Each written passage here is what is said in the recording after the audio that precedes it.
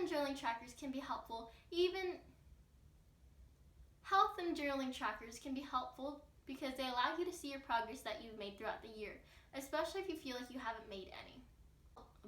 As all trackers do, these health and journaling trackers will help keep you accountable.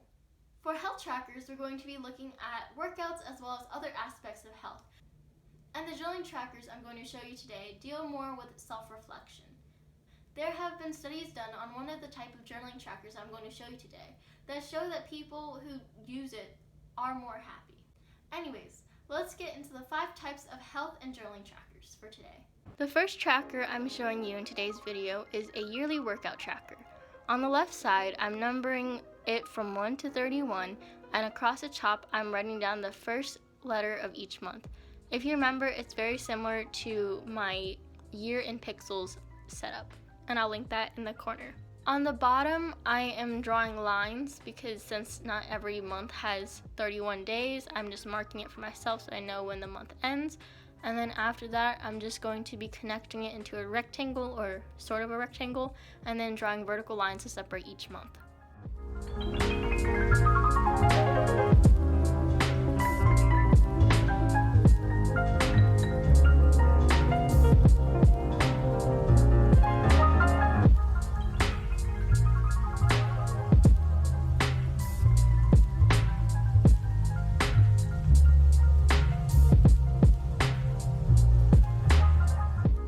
On the top, I'm writing the word workout tracker, but you can put whatever up here.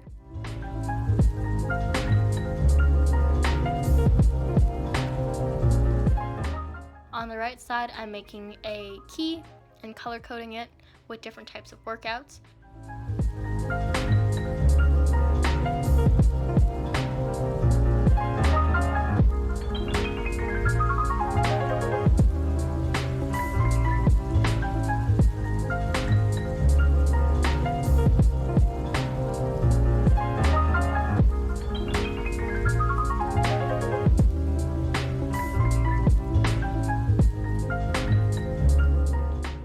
And then I thought that this page was still a little bit bare, so in the space below I just wrote "You never regret a workout," and I hear Alicia Marie say this on her channel a lot.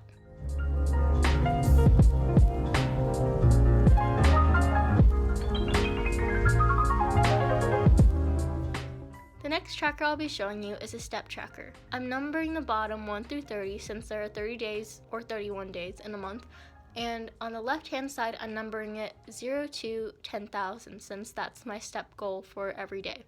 I used increments of 500 for this, but if you want to be a little bit more accurate with it, then you should probably use something smaller, like maybe 100. And that would work better if you made a vertical spread instead of a horizontal spread like I'm showing you. Originally for this, I thought I wanted to do another line graph thing, but as I mentioned in my previous video, which was budget and finances, a line graph is not always the best idea. So in the end, I opted for a bar graph, but I didn't decide that until too late. So if I were to change something else about the spread, I would make bars instead of these weird black lines, and I would probably number each square instead of each line. I don't know if that makes sense, but I marked it every time there was a dot, but I should have done it in between the space of 2 dots. On the right hand side, I wrote the word step up. The last health spread I'll be showing you in this video will be a water tracker. On the left hand side, I am numbering it from 0 to 50, and on the bottom I'm numbering it 0 through 31 or 30.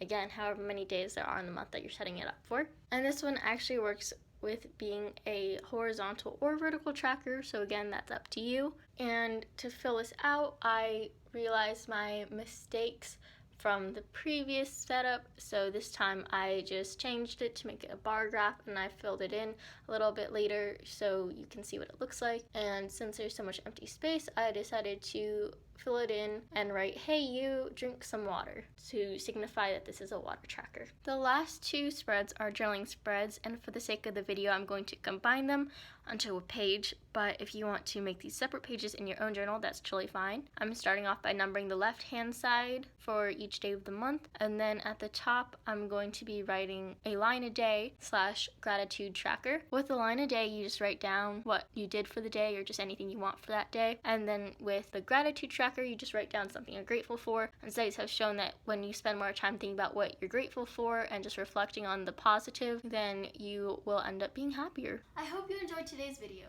and the next video will be on Obsessive Stationery, also known as Anthony's channel, and I'll link that down below.